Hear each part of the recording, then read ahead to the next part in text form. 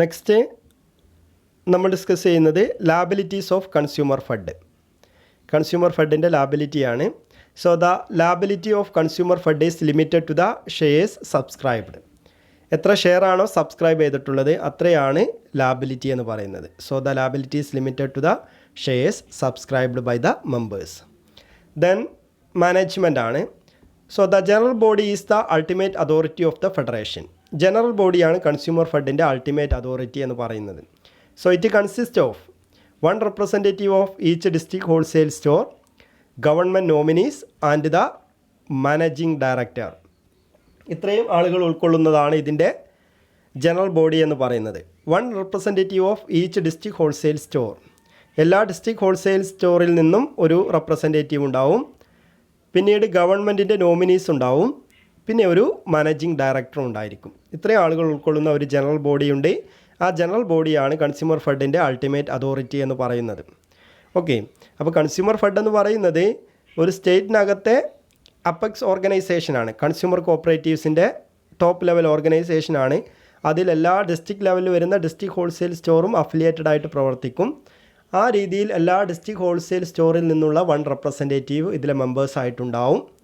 പിന്നെ ഗവൺമെൻറ് ഇതിലെ മെമ്പറാണ്. അതുകൊണ്ട് തന്നെ ഗവൺമെൻറ്റിൻ്റെ നോമിനീസ് ഉണ്ടായിരിക്കും.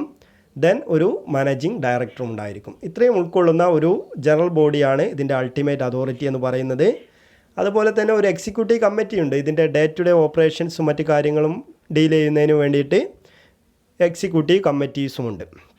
ഓക്കെ, എക്സിക്യൂട്ടീവ് കമ്മിറ്റീസ് ഉണ്ടെങ്കിൽ കൂടി ഇതിൻ്റെ അൾട്ടിമേറ്റ് അതോറിറ്റി ജനറൽ ബോഡി തന്നെയാണ്. ഇതാണ് ഇതിൻ്റെ മാനേജ്മെൻറ്റ് എന്ന് പറയുന്നത്. നെക്സ്റ്റ് വർക്കിംഗ് ആണ്. Working of consumer fund.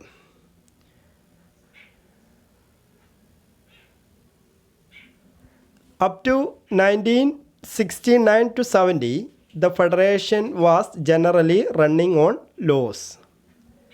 1965 consumer fund establish ചെയ്യുന്നത്. അതിനുശേഷം 1970 വരെ 1970 വരെ ഈ ഫെഡറേഷൻ്റെ പ്രവർത്തനം എന്ന് പറയുന്നത് നഷ്ടത്തിലായിരുന്നു. From 1970 to 1971 onwards, the federation has been continuously making profit. 1970 മുതൽ അങ്ങോട്ടാണ് എന്ത് ചെയ്തിട്ടുള്ളത്, കൺസ്യൂമർ ഫണ്ട് പ്രോഫിറ്റിൽ പ്രവർത്തിച്ചു തുടങ്ങിയത്. പിന്നീട് കണ്ടിന്യൂസ് ആയിട്ട് പ്രോഫിറ്റ് ആയിരുന്നു കൺസ്യൂമർ ഫണ്ടിൻ്റെ പ്രവർത്തനത്തിൽ. ഓക്കെ, ഇതിൻ്റെ പ്രധാനപ്പെട്ട പ്രവർത്തന മേഖല അല്ലെങ്കിൽ വർക്കിംഗ് ഏരിയാസ് എന്ന് പറയുന്നത്, കൺസ്യൂമർ ഫണ്ടിൻ്റെ ഇമ്പോർട്ടൻറ്റ് വർക്കിംഗ് ഏരിയാസ് എന്ന് പറയുന്നത്, the federation was appointed as an agent of the government for the manufacture and distribution എന്നാണ് കൊടുത്തത് അവിടെ, distribution of notebooks of the students in the state.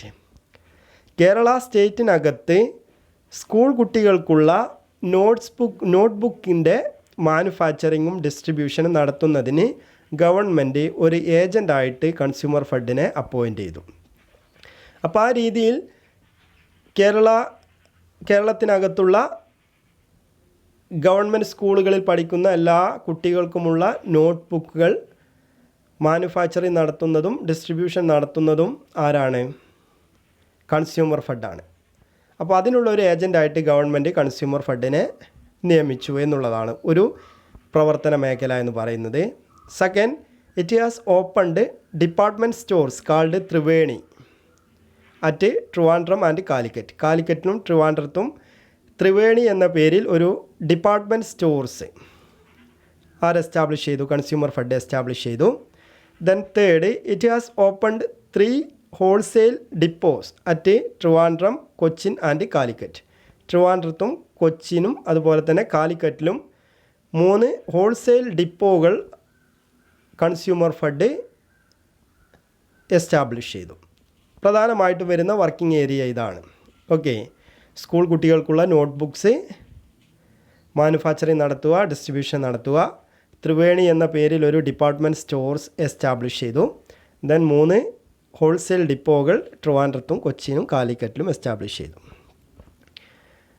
Then last, profit distribution of consumer fund. Consumer ഫണ്ടിൻ്റെ profit എങ്ങനെയാണ് distribute ചെയ്യുന്നതെന്നുള്ളതാണ്.